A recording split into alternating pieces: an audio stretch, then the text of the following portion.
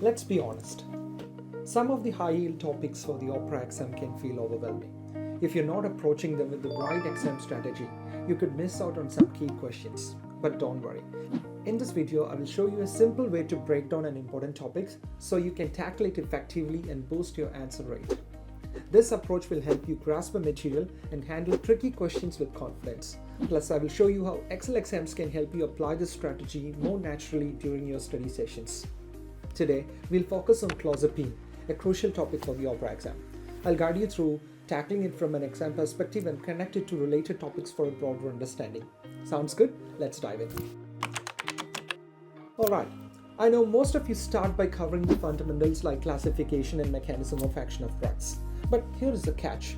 When you study the mechanism of action, just don't memorize it. Take a moment to compare it with other drugs in the same class. Trust me, this will save you time and confusion later on. Here is a question to show you what I mean.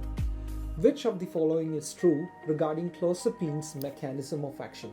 Alright, think about it for a second. The answer here is B. Clozapine is actually a potent 5-HT2A receptor antagonist, but it has weaker dopamine D2 antagonism. When you compare it with a typical antipsychotic like haloperidol, which is a strong dopamine blocker, you will notice how this difference affects things like risk of extrapyramidal side effects and hyperprolactinemia. Now, here is where it gets important.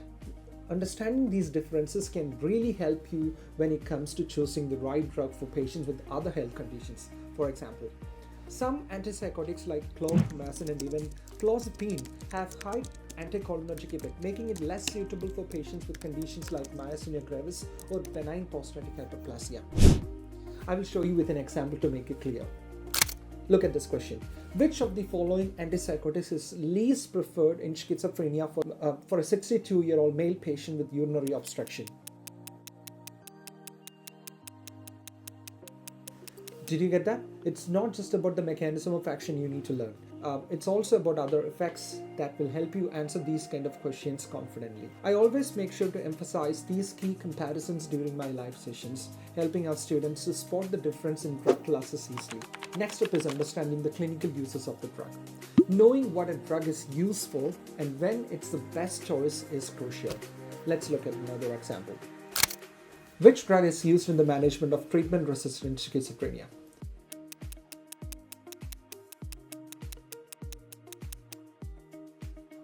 The answer is clozapine. It's specifically used for treatment-resistant schizophrenia, but it also has other uses like bipolar disorder and acute psychosis.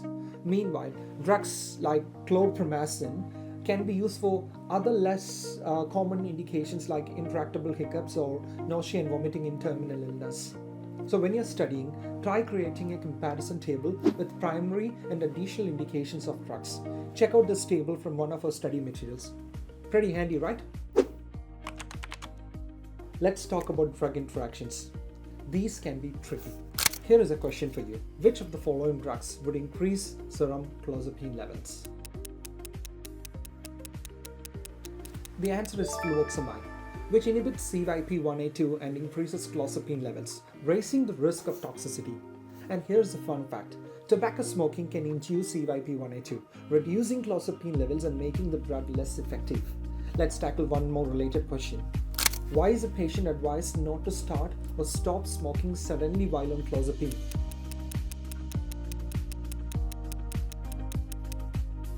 The answer is C. This shows how critical is it to understand interactions, not just the CYP-based ones, but also others that can have a big impact, especially for drugs like warfarin, digoxin, amiodarone, etc. We cover these common interactions in our courses, teaching you how to analyze and apply them in practice. This way, you'll be well prepared for any drug interaction question that comes your way. At Yexel Exams, we delve into clinically important drug interactions from each chapter, plus we have an additional module dedicated to drug interactions. Now, let's talk about monitoring. Some drugs need regular testing to keep everything safe, just like clozapine. Check this out. Weekly complete blood count or CBC monitoring is recommended for clozapine due to risk of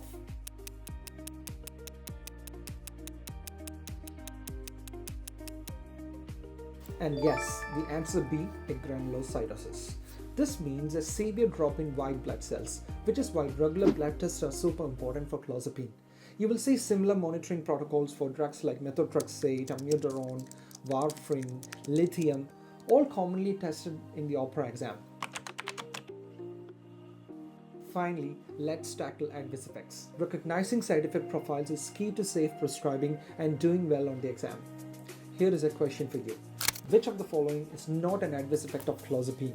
While clozapine can cause drowsiness, constipation, weight gain, hypertension isn't a typical side effect. Remember, it's super important to compare the side effect profiles of drugs within the same class. For example, typical antipsychotics like haloperidol are more likely to cause EPSC and hyperprolactinemia, while atypical antipsychotics like olanzapine and clozapine tend to have more metabolic side effects. To wrap it up, success in the OPRA exam starts with mastering those essential topics and using smart strategies. With Yexel Exams OPRA prep course, you will get expert guidance, interactive live sessions, and tailored study materials designed to elevate your confidence and knowledge. So why wait? Join the Yexel OPRA prep course today and unlock your potential for success. Let's ace the exam together. Thank you. Bye.